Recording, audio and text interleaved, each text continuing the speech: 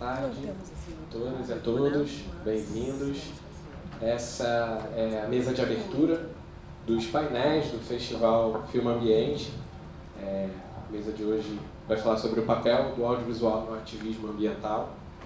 E, bom, eu sou Márcio Zenzê, sou formado em Ciências Sociais, profissionalmente fotógrafo, videomaker, atualmente sou diretor de conteúdo do site Eco de Jornalismo Ambiental. E é o maior prazer, agradeço muito a Val, a Suzana pelo convite para estar aqui, podendo participar como curador e como apresentador dessas mesas. Eu queria chamar aqui para essa conversa comigo 3 pessoas, 3 realizadores que estão aqui, que já participaram ou estão participando do festival. Então, na ordem alfabética, eu queria chamar o João Amorim, que é diretor de cinema com foco em conteúdo infantil e documentários. Trabalhou como diretor de animação em Nova York em diversos títulos, sendo nomeado ao Emmy em 2009, e foi professor dos mestrandos em animação na New York University, na Parsons e Academy of Art College. Lançou seu primeiro longa-metragem documentário em 2010 e desde então dirigiu séries exibidas nos canais Futura, TV Cultura, TV Brasil, Max, Globoplay, entre outros, e documentários premiados em festivais dentro e fora do país. João, bem-vindo. Queria chamar também aqui para conversar com a gente a Priscila Brasil, que é PhD Candidate, pós-colonialismo e cidadania global na Universidade de Coimbra, mestre em comunicação pela PUC-Rio, BA em Film and Television Business pela FGV, graduação em comunicação na UNAMA, graduação em arquitetura e urbanismo na Universidade Federal do Pará. Nascida em Belém, dirigiu vários documentários e DVDs na Amazônia brasileira e é a produtora executiva do mercado musical, premiada internacionalmente por trabalhos como o álbum Treme, que lançou Gabi Amarantos. É produtora executiva da Companhia Amazônica de Filmes e coordenadora da Escola Livre de Cinema da Amazônia. Bem-vindo, Priscila. E por último, queria convidar ao palco o Thiago Carvalho. Thiago é documentarista, roteirista e pesquisador e mestre em Memória Social pela Unirio. Dirigiu curtas-metragens, séries documentais de televisão e o longa-metragem O Índio Cor-de-Rosa contra a Fera Invisível, a peleja de Noel Nuttels, premiado em festivais nacionais e internacionais. Atua na formação em audiovisual de jovens das comunidades apanhadoras de flores sempre vivas na Serra do Espinhaço, em Minas Gerais, e do povo Caiabi, no território indígena do Xingu. Bem-vindo também, Thiago.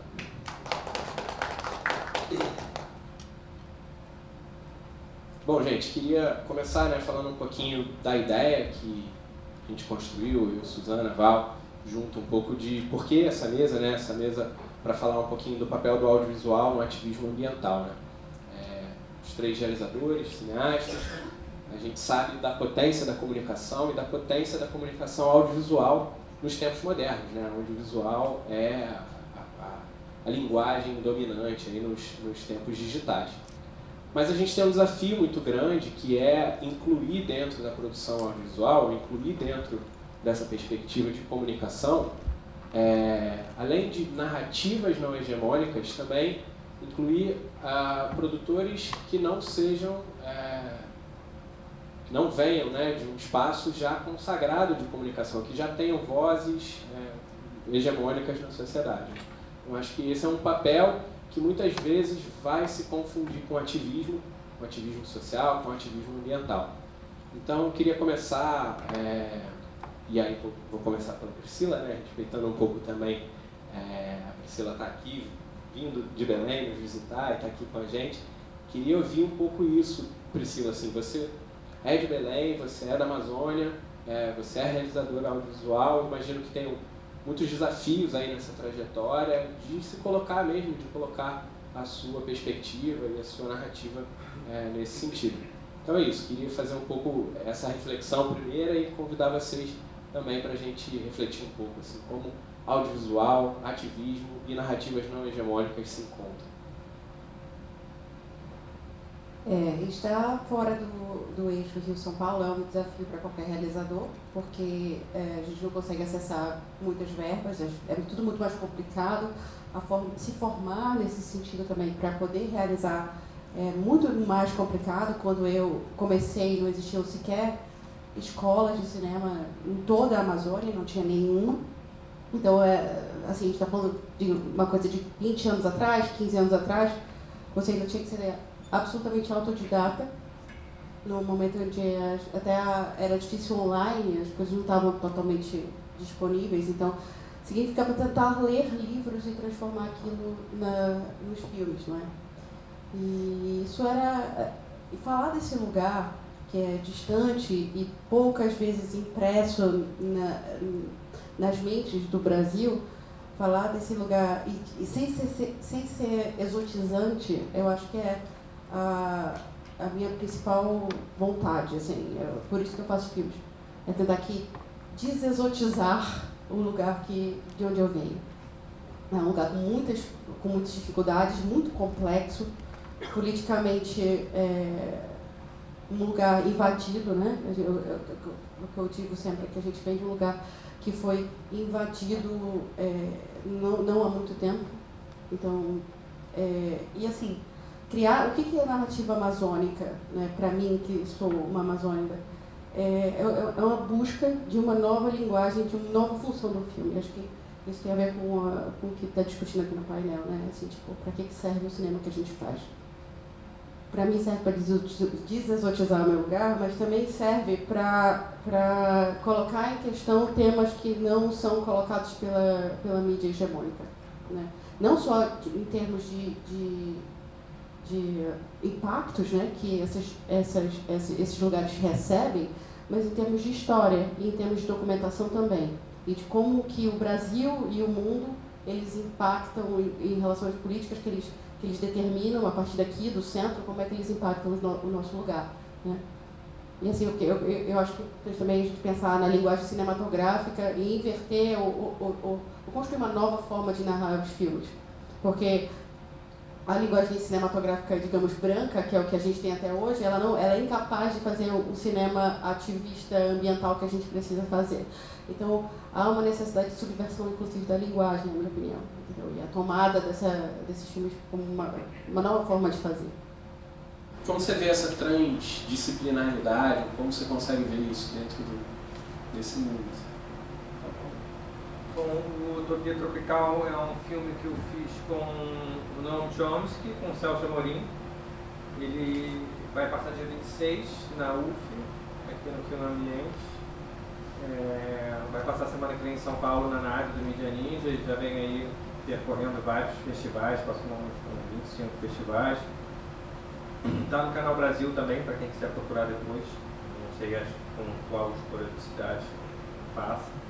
Mas ele é um filme que é fruto dessas conversas entre o Celso e o Noam sobre a influência norte-americana, a influência estadunidense sobre a história da América Latina. Né? Esse histórico.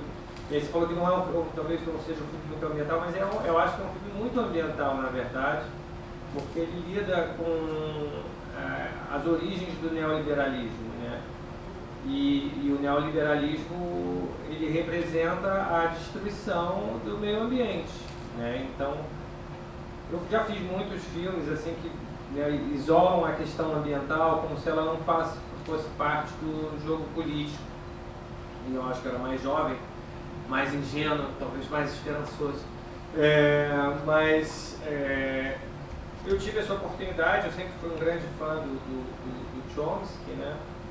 E o Celso é meu pai, então eu cresci com ele, viajando como diplomata, tive uma influência política muito grande dele, leitura e tudo. E aí, enfim, teve um momento que meu pai se aposentou, vai voltar a trabalhar, tinha se aposentado ali depois do primeiro mandato da Dilma, e ele começou a dar umas palestras, e teve uma que ele deu um lugar em Harvard, junto com o Chomsky. E ele me mandou a foto, você vê que eu gostava do Chomsky, ele falou, tô aqui com o seu ídolo. Cara, na hora que eu vi a foto, veio a ideia, veio o primeiro nome. Eu falei, cara, eu faço com os dois, Utopia Tropical. E aí eu falei, pô, vai ter que fazer um filme. Ele falou, você só quer me usar pra chegar no nome de Chomsky. Eu falei, não deixa de ser. Errado não tá. Pô, você tem um caminho melhor pra eu chegar nele.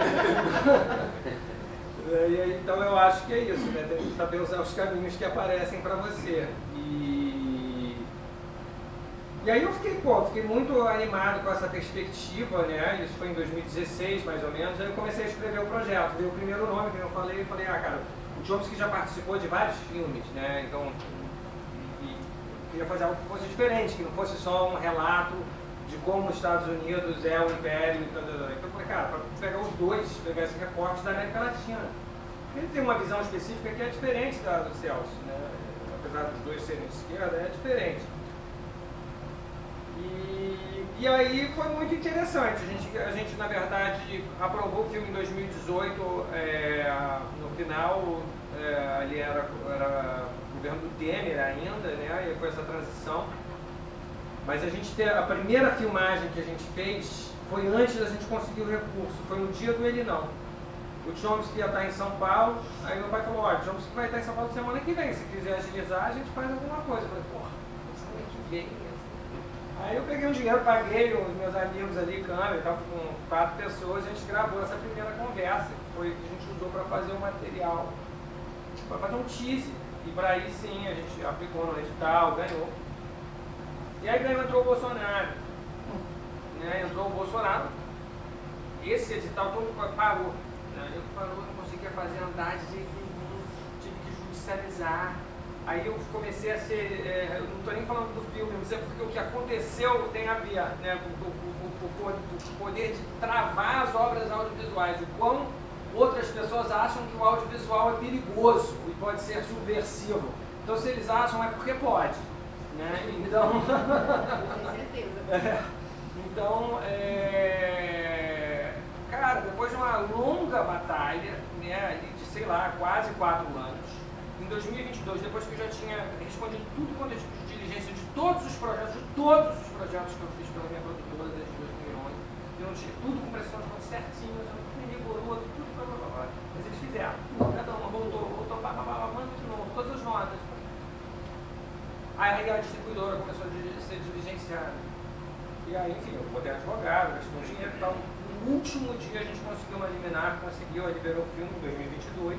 E aí já 4 anos depois.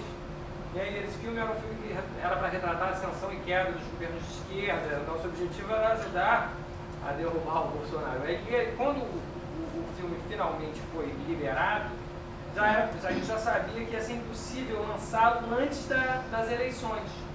Então a gente teve que fazer um filme que falasse independentemente do resultado das eleições. Né? Então isso foi um duplo desafio, porque em 2018, quando a gente filmou, a gente não sabia qual ia ser o resultado das eleições, e aí em 2022 de novo.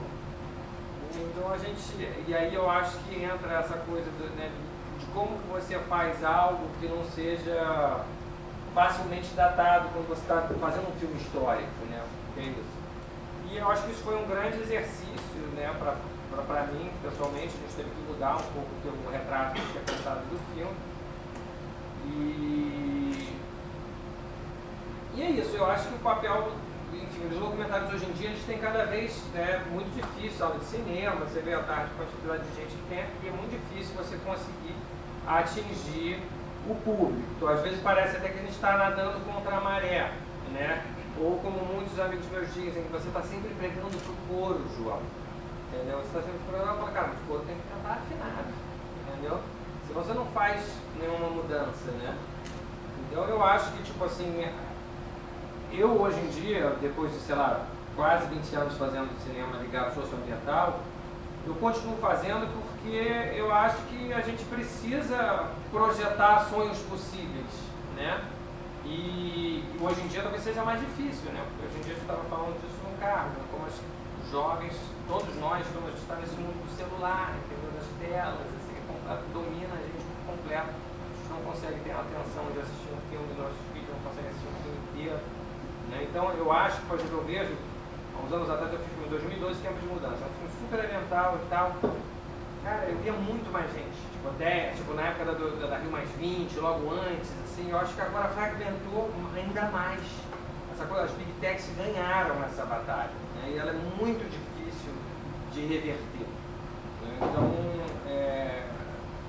às vezes eu me pergunto, mas, putz, né? Será que ainda faz sentido isso, né?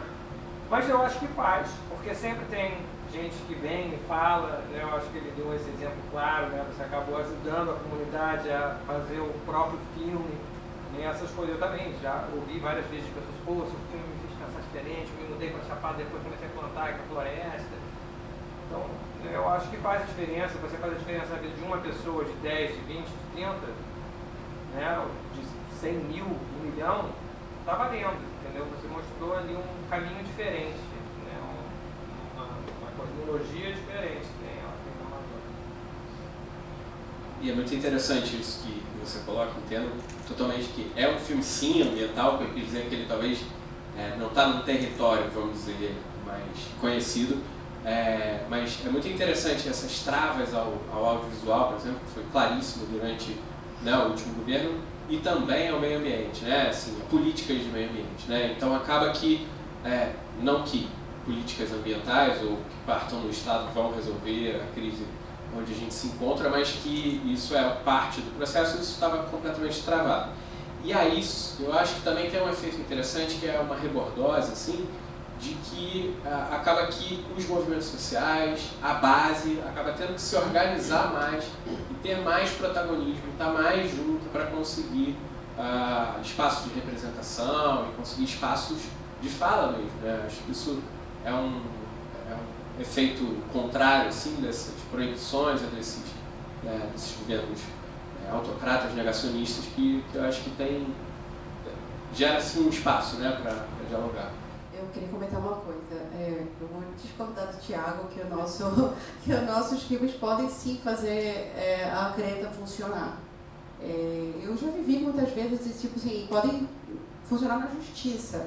Muitas comunidades que eu acabei filmando na minha vida incluíram os meus filmes nos processos de demarcação das terras, principalmente quilombolas. Eles precisavam mostrar que eles existiam. Normalmente a justiça está muito longe de onde esses territórios estão, não enxerga que essas pessoas existem de fato, então chegam advogados dizendo que eles não existem e eles precisam provar a sua própria existência e a ocupação daquele território. E muitas vezes os meus filmes foram incluídos em processos judiciais e ajudaram no processo de demarcação das terras. Então, eu acho que a gente pode, o cinema pelo menos que a gente faz, acho que sim, ele é capaz de fazer a caneta funcionar assim. Eu sou muito positiva em relação a isso. É um cinema ativista, você entende? Eu acho que é um cinema político. Cinema político. Eu acho que todo cinema ambiental é um cinema sempre político. Não é possível fazer esse filme ambiental que não seja um filme político. Então, eu achei, e é preciso reabilitar o filme político como um filme possível, né? Porque dentro da história do documentário, o filme político é sempre considerado um cinema inferior, né? Então é preciso reabilitar o cinema político como algo possível, como cinema, entendeu? Isso eu acho muito importante. E criativo, inovador, como é o seu filme, por exemplo, né, que abriu o festival ontem, né? Fala um pouquinho do seu filme, assim, acabei destacando os filmes dele e não destaquei o seu, assim, que abriu o festival ontem também, achei que, né, o público já viu, já teve a oportunidade de ver. Queria que você contasse um pouquinho, assim, né, da ideia da narrativa, assim, a gente vê muito uma Amazônia não só exotizada, mas não documentada mesmo, né, a Amazônia urbana, a Amazônia periférica, esses espaços que não estão sendo olhados, né, ou sendo debatidos e tal. É um filme num formato pouco usual, digamos assim, é um filme em formato de manifesto, ou seja, é um filme de natureza extremamente política, abertamente político, né? E que trata do silenciamento das vozes amazônicas, né, um silenciamento histórico, e conclama é um filme feito para amazônicas. Não é que ele seja restrito aos amazônicas, mas ele é feito para amazônicas. E conclama os amazônicos a tomarem a sua própria história, né? A tomarem a palavra e recontarem a sua própria história. Recontar a própria história passa por conhecer os arquivos que normalmente estão presos, não é? E estão inacessíveis, e continuam inacessíveis para nós. Então, é um filme que foi feito metade na Amazônia e metade na Europa, e sobre a impossibilidade de pesquisadores amazônicos acessarem arquivos europeus, não é? Que ajudariam nesse processo. Então, é uma reflexão sobre a arte política e como essa articulação entre essas duas coisas pode ser libertadora e pode dar um novo futuro para a floresta. E como isso articulado pode sim indicar uma nova forma de fazer as coisas. É um filme que eu acho que eu gostaria de dizer é que sempre, uma coisa que Chico Mendes já dizia desde sempre, que não há futuro da floresta sem os povos que habitam a floresta. E esses povos são muito mais complexos do que são os povos indígenas, né? Nós somos muitas pessoas e 70%, mais de 70% de nós habitamos centros urbanos, em cidades que nunca são discutidas, né? E problemas que nunca são encarados de frente. Acho que a última coisa que eu queria dizer é que sobre a função do cinema nesse ativismo, e acho que podemos usar sim essa palavra, não acho essa palavra em nada depreciativa, apesar de que academicamente ela é mal vista. Assim, o cinema historicamente foi usado como um instrumento de educação para essa da branquitude, não é? Então, o cinema, em toda a ocupação da Amazônia, em toda a invasão da Amazônia, que é essa palavra certa, invasão, em todo o núcleo urbano projetado dentro dessa invasão, existia um cinema. E existia uma programação de cinema. E existia filmes que informavam a essas populações como elas deveriam se portar, que valores elas deviam ter para si, como elas deviam falar, o que elas deviam fazer nas suas horas de lazer. Então, tudo isso foi educado, elas foram, a palavra certa é deseducadas, né? Mas elas foram deseducadas para essa branquitude. Então, por essa branquitude. Então, como é que a gente faz o processo inverso, entendeu? De usar o cinema para exatamente o oposto disso, entendeu? Para tirar isso, para tirar essa camada e usar o cinema como instrumento político que já foi usado, entendeu? Tipo, inverter isso é uma necessidade. Então, Priscila, o que eu estava dizendo, na verdade, é que assim, o filme sozinho não faz. Eu também, sim, eu tenho uma bilheteria altíssima, assim, de meus cursos, assim, audiência pública, essas coisas, né? Encontros comunitários, formação e tal, que são coisas que ajudam a mover os processos. Mas o que eu estava dizendo, e eu concordo totalmente com você, é que o cinema ambiental ativista, político, é interessante que ele caminhe junto com outras forças políticas também, né?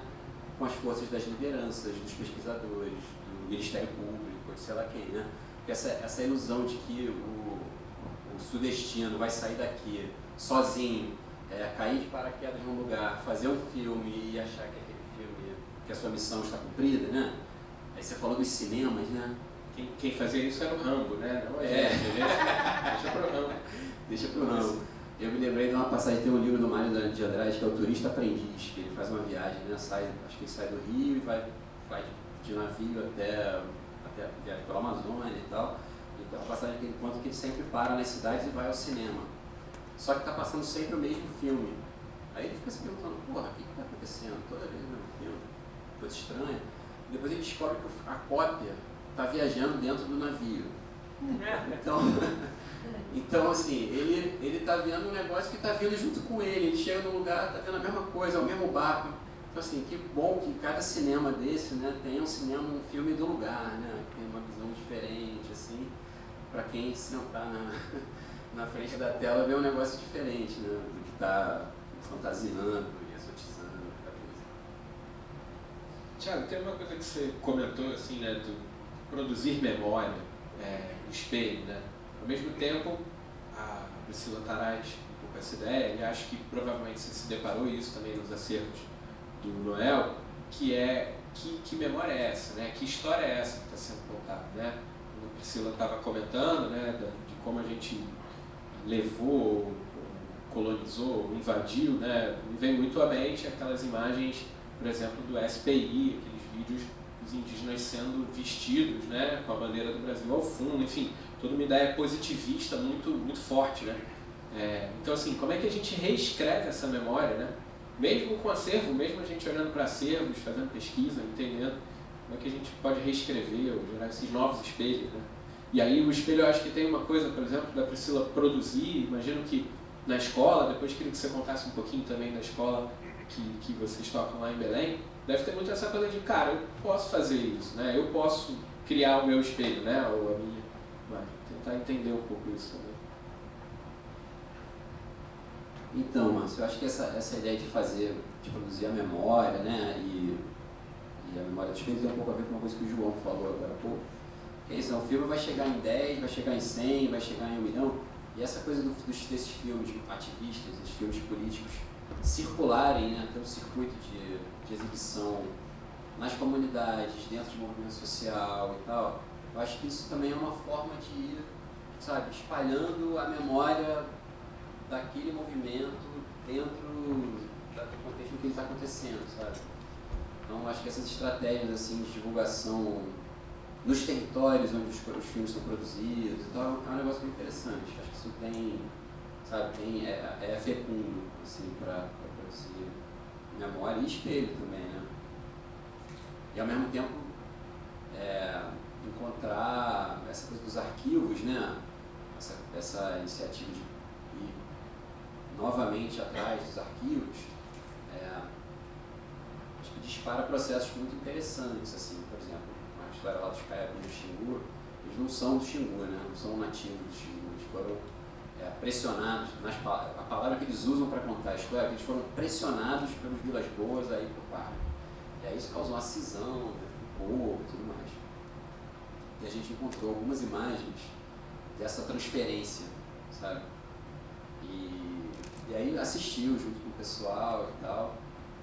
E aí já dando um spoiler, né, do filme que não está nem filmado, uma cena que a gente pensava que seria maneiro era fazer pegar esse arquivo da transferência, que tem uma caminhada na mata, uma viagem de barco, a chegada no Xingu e o encontro com outros povos, assim, povos dos quais eles eram inclusive inimigos históricos e tal. E dublar com os pensamentos das pessoas, sabe? Tem uns closes bonitos pra caramba, assim, sabe? Então assim, pô, o cara filmou isso aqui como se fosse o máximo, né? Estamos salvando os Caiapis, vão entrar no parque, mas estava todo mundo sofrendo, inclusive indo para um ecossistema diferente, que é uma transição encerrada, eles viviam ali quase que nos formadores do Tapajós ali, que é a Amazônia, né? Uma floresta mesmo. Então acho que os arquivos também podem disparar vários processos interessantes, assim. Legal pra caramba. João, você quer comentar alguma coisa? Assim, anotei muito esse lema do pregando para o coro.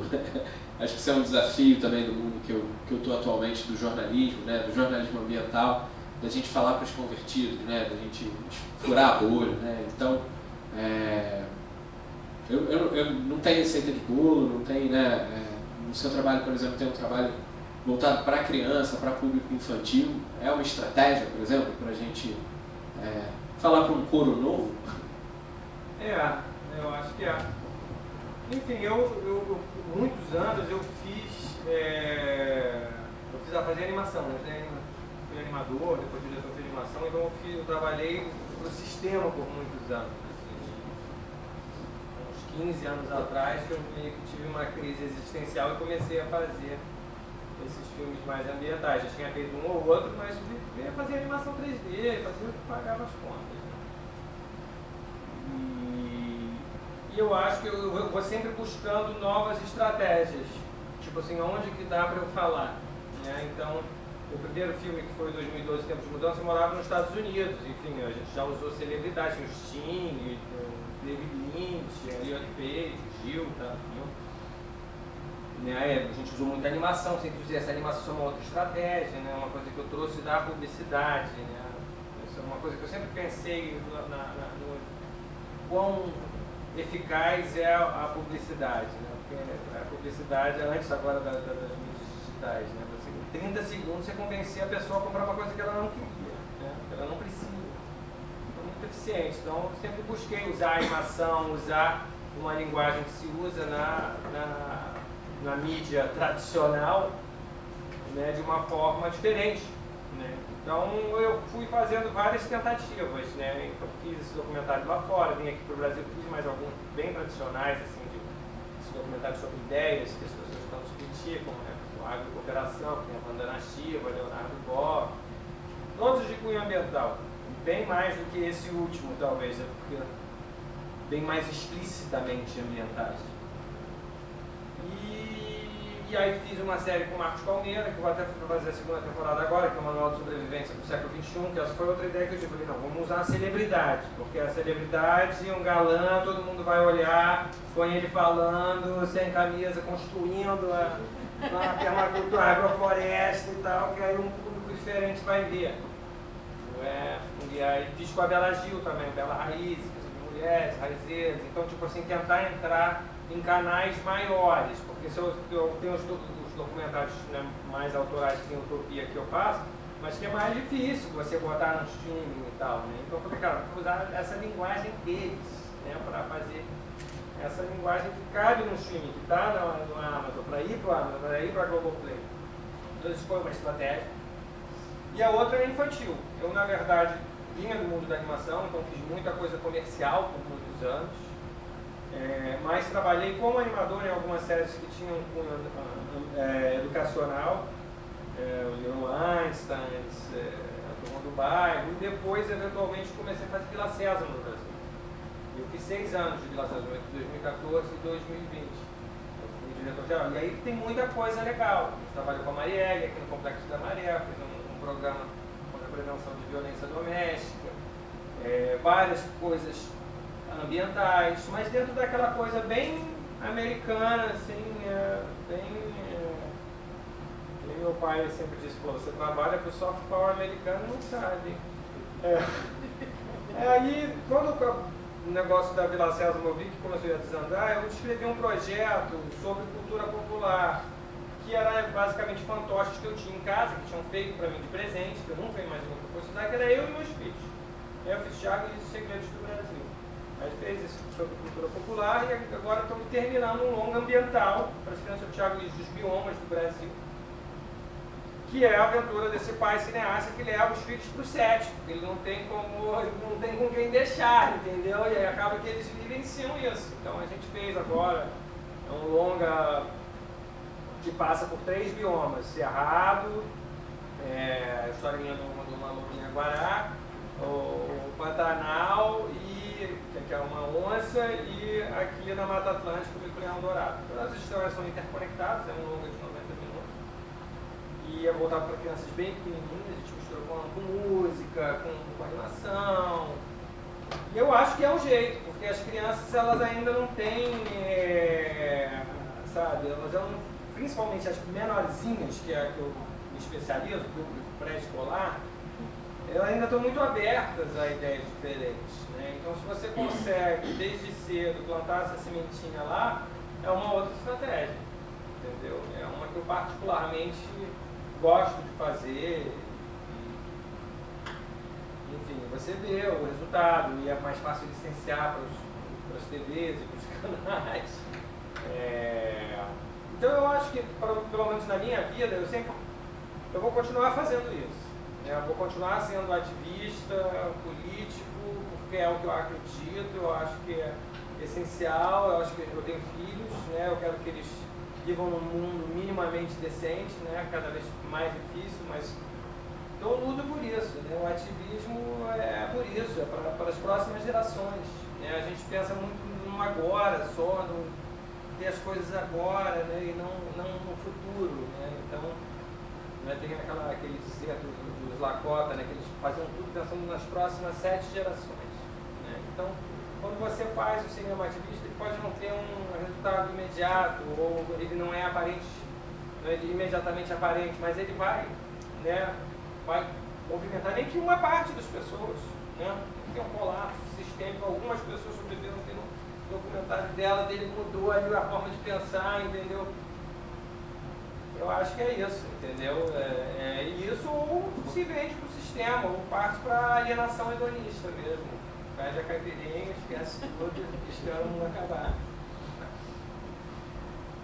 Bom, queria ver se o pessoal que está assistindo tem perguntas, dúvidas, gostaria de fazer um comentário, conversar aqui com a gente. Alguém quer pegar o microfone?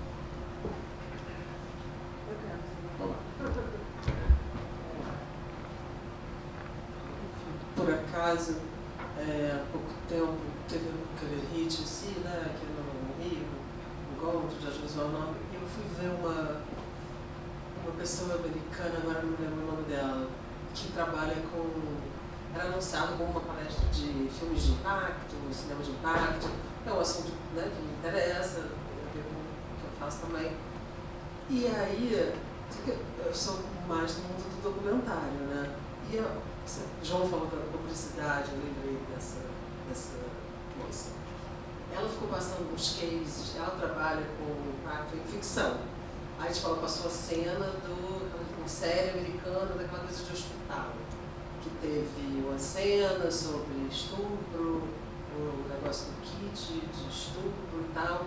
E aí ela mostrava números, assim, do tipo, depois que passou esse episódio, não sei quantos mil telefonemas foram recebidos na central de denúncia e tal, e não sei quantas mil pessoas do país inteiro ficaram sabendo.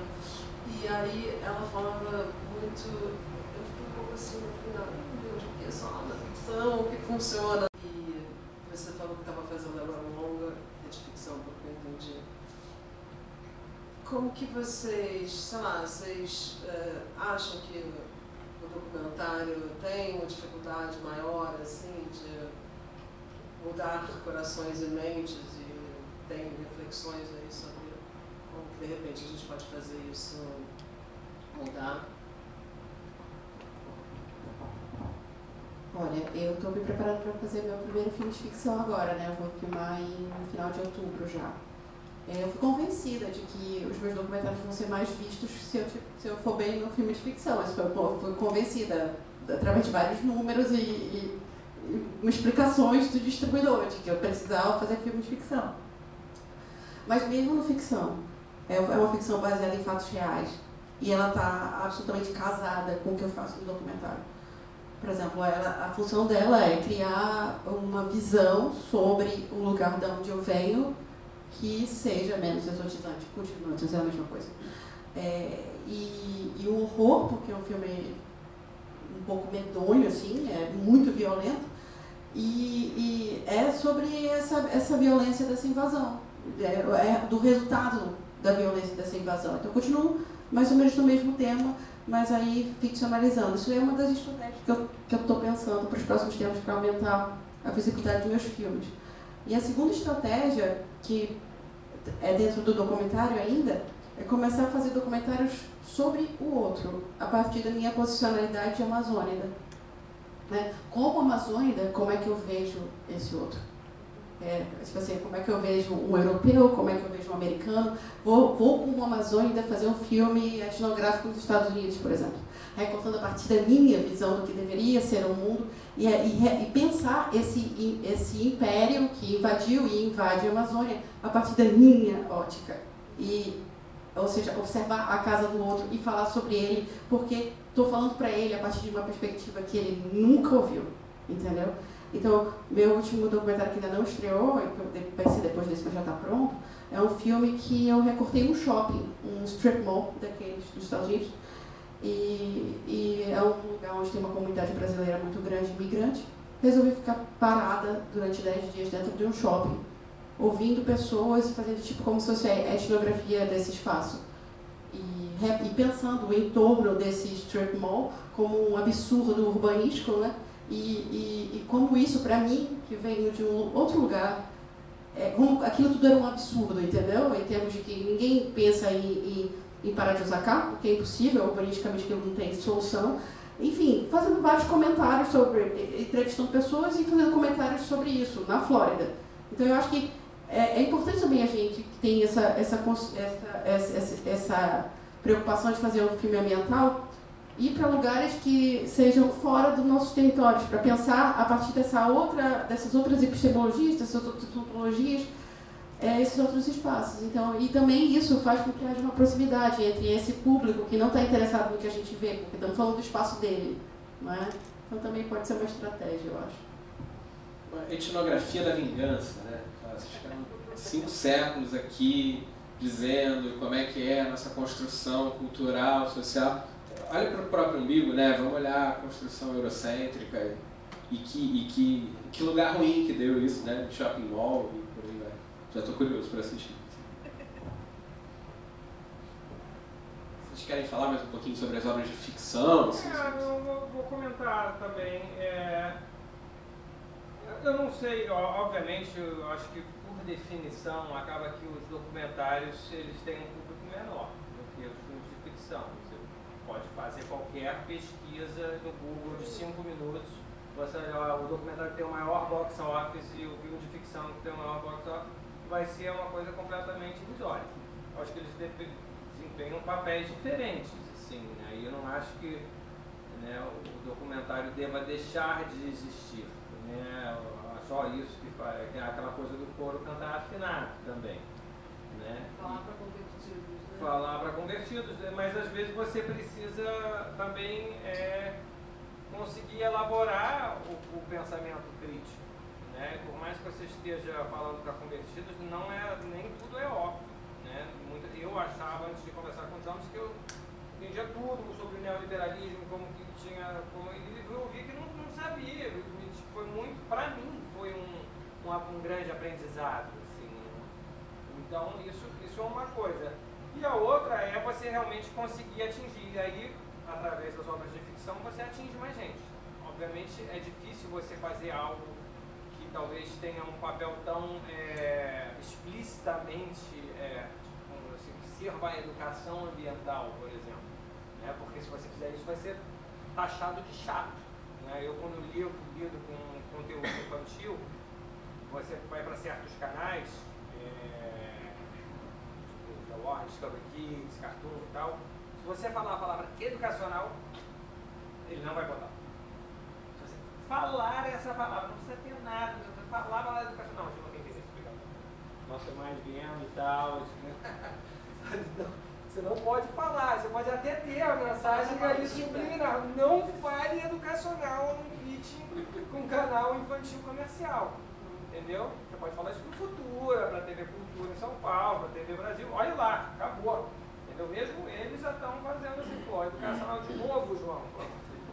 Então eu acho que a gente tem que aprender a falar para o grande público, e é um desafio. Às vezes a mensagem ela tem que ser mais sutil. Eu estou trabalhando num projeto agora em coprodução com a China, que é um mercado enorme, para atingir novos públicos. Você falou, uma animação, ficção, sobre a origem dos povos amazônicos.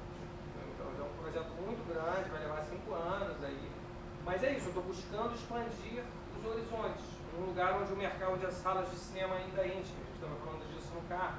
Existe uma política pública que estimula, né, as pessoas irem ao cinema, o preço é barato, tem sala de cinema em tudo quanto é lugar, né, e 90% do conteúdo exibido em salas de cinema tem que ser de produção chinesa, né, então é um lugar que tem uma política muito forte. Então eu acho que isso é um caminho, né, você pensar um país com, né, a segunda maior população do mundo, até outro dia era a maior, né, e que tá aí, na verdade, na frente de tudo. Está na frente de grande parte dos problemas do consumismo e tal, mas também está nas soluções, aí, com as cidades esponjas, com a luta contra a desertificação, né, com uma construção de um mundo que não seja totalmente eurocêntrico, voltado para os Estados Unidos, né, que tenha isso como modelo, é um modelo de desenvolvimento diferente.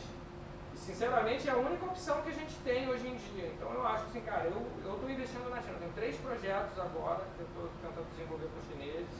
Vou fazer as reuniões de horários mais absurdos, que são 13 horas de fuso horário. Mas eu acho que é isso, a gente ter o olhar para fora, né? Trabalhar com uma pessoa que tem uma visão totalmente diferente e conseguir achar essa mensagem em comum, né? Então, é um desafio. Porque eles têm muitas pessoas que falam, não, a gente não pode falar, isso está destruindo muita floresta, não dá. Porque eles sabem que eles estão por trás de grande parte disso. Os compradores de carne do Brasil são os chineses, né? Que hoje em dia o maior impacto no Brasil é a agropecuária. Não tem como negar isso também. A gente precisa olhar com. E é o que morre no Brasil. A indústria que mais gera, né? Eu estava falando com os caras da JBS, né? E aí eles falando assim, só fica falando da Embraer e tal, você sabe o que a Embraer move em comparação a gente, é isso aqui, ó. Isso vai olhar, é verdade. João, e que tem uma estratégia de comunicação, né? Seja musical, por exemplo, com sertanejo, né? Com estratégia de comunicação, seja com a campanha de Agro é Pop, né? Você estava falando do papel do marketing, né? Do papel da publicidade. Quer dizer, eles estão muito mais articulados para comunicar, né? E... É mais fácil também, porque eles não precisam ser éticos. É Não pode mentir, entendeu? Então é muito mais difícil fazer cinema ativista, entendeu? E político. Porque a gente tem que medir, pô, é verdade mesmo. Hoje mesmo eu estava revisando os roteiros da segunda temporada do Manual, que amanhã eu estou com um roteirista pesquisador. Eu falei, cara, isso daqui é fato, 80%. Eu falei, vamos checar, porque não pode falar errado, tem que falar algo mais genérico, entendeu? E eles não, pode falar qualquer mentira. Entendeu? Pode falar, quanto mais escalafobética e absurda for, usando realidade, a inteligência artificial para botar... Então eles até melhor que aí vem os haters, aí interage mais, engaja mais. E aí... que nem o Marçal lá agora em São Paulo está disparando, entendeu? Quanto mais falam dele, as pessoas não conseguem. A esquerda não sabe usar as redes sociais para fazer ativismo. Isso é, o movimento ambiental também não. Também não, a gente tem que aprender realmente. É difícil, se não souber alguém que sabe, que apresenta. Mais alguém quer fazer uma pergunta, um comentário?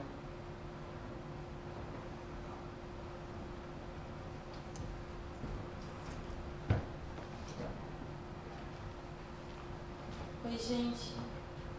Boa tarde. Gente, eu queria saudar vocês. Acho que esse festival é muito importante, assim. Falando enquanto juventude, enquanto comunicação de movimento social também. Sou comunicadora do MPA, Movimento de Pequenos Agricultores aqui do Rio de Janeiro.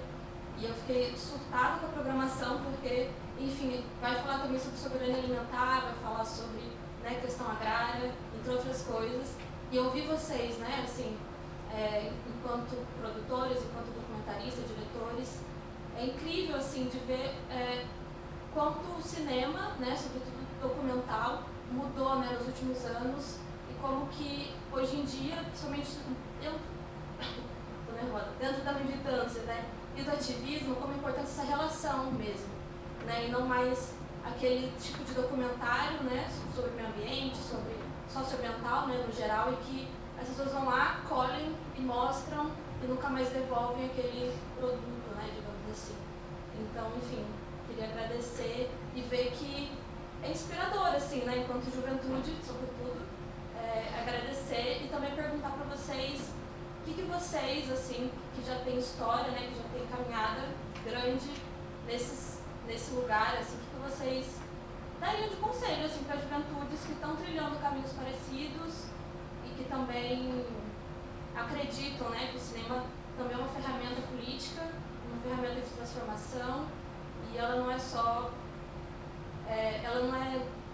Acho que essa é uma diferença, né? Acho que o documentário, assim, essa linguagem, tem esse poder de relação mesmo. É amplo nesse lugar, não que ficção não seja, enfim, mas acho que cria esses outros espaços, né? De troca horizontal, que é também comunicação popular, que é também educação popular, né? Então, enfim, acho muito potente e agradeço.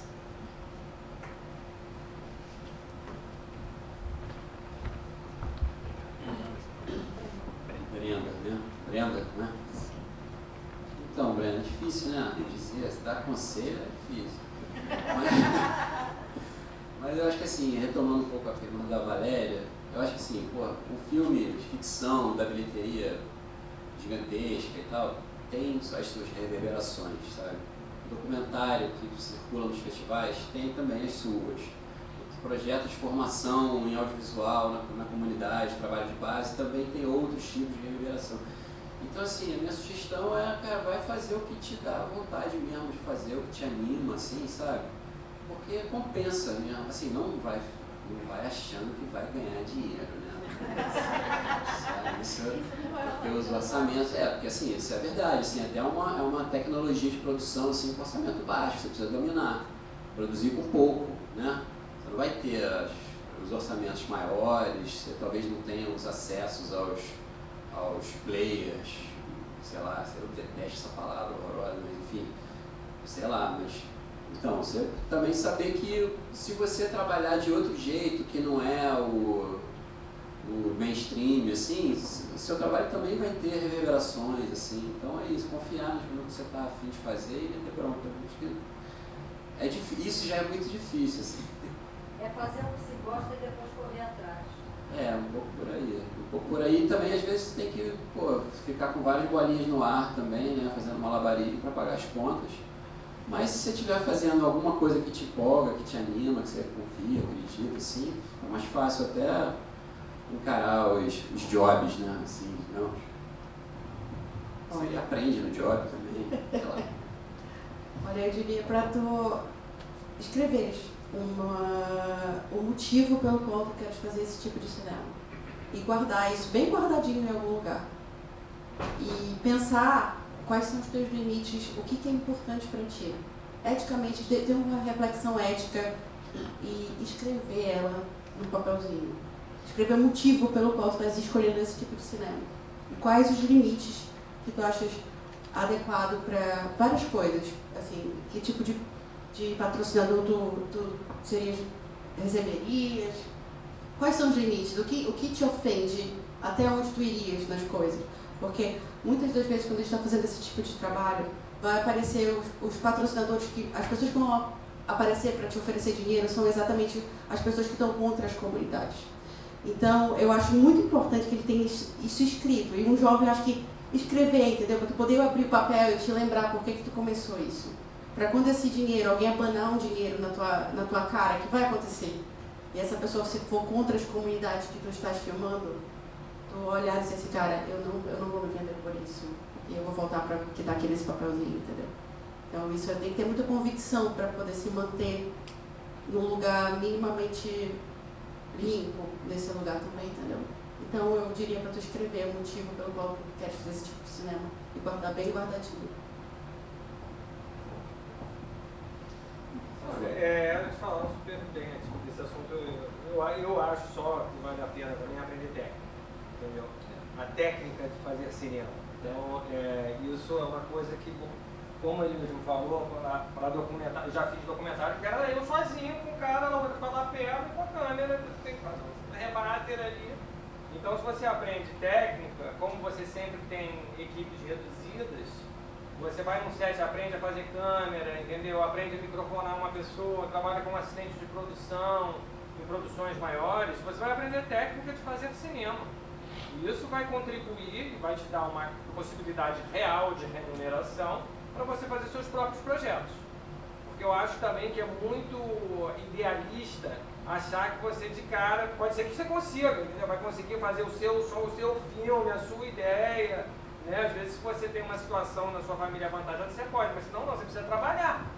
Então, e aí trabalha na sua área, nessa área. E aprende a técnica.